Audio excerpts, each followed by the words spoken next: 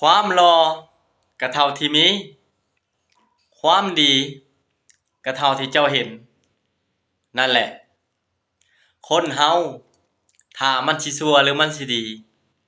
มันก็ขึ้นอยู่กับคำเว้าของคน พี่น้องเอ้ย มีบางคนบ่มักเรื่องคนอื่น บ่มักคนนั้น แต่ว่าเขาเป็นคนดีๆอยู่ เจ้าก็เว้าแต่เรื่องชั่วๆของเขา